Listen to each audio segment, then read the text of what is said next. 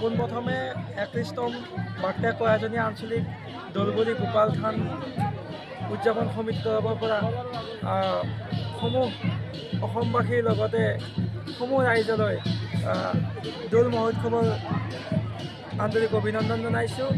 এইবেলি আমি 31তম দৌল মহোৎসৱ উদযাপন কৰিছোঁ। এই উদযাপনৰ লগত সংগতি ৰাখি ৰাতিপুৱাৰে পৰা বিভিন্ন বৰ্ণাঢ্য কাৰ্যসূচীৰে আমি কাৰ্যসূচী সমাপন কৰি আহিছোঁ।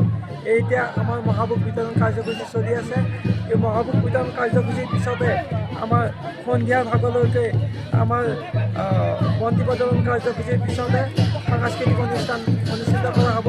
সাংস্কৃতিক অনুষ্ঠানত আমাৰ স্থানীয় শিল্পীসকলে বিভিন্ন গীত মাত নৃত্য আদি পৰিৱেশন কৰিব।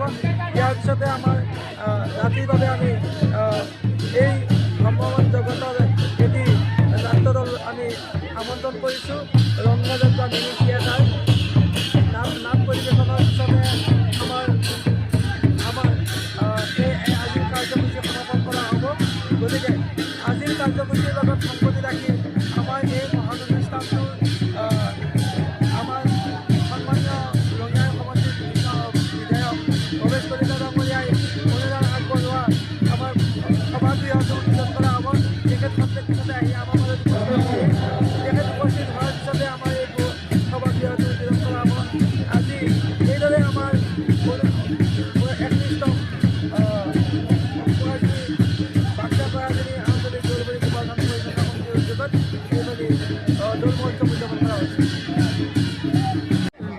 খুবেই ভাল লাগিছে।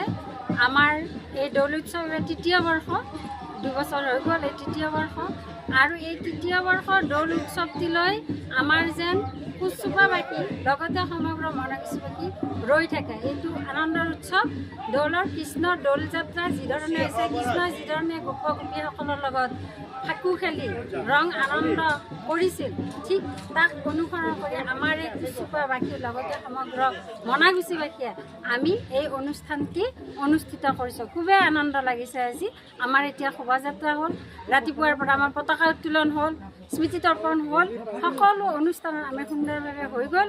আৰু এতিয়া আমি ভাগৱত লৈ শোভাযাত্ৰা কৰি আছোঁ। তাত আমাৰ গোপ গোপীসকলে আইসকলে বিভিন্ন নাম কীৰ্তনেৰে হৰি উৎসৱৰ গীত গাই আনন্দ কৰি আমি আছোঁ।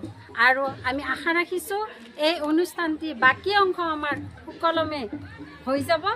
আৰু এই অনুষ্ঠানটিত সকলো ৰাইজৰ যি সহযোগিতা পাইছোঁ তাৰ বাবে আমি সকলোকে ধন্যবাদ জনাইছোঁ।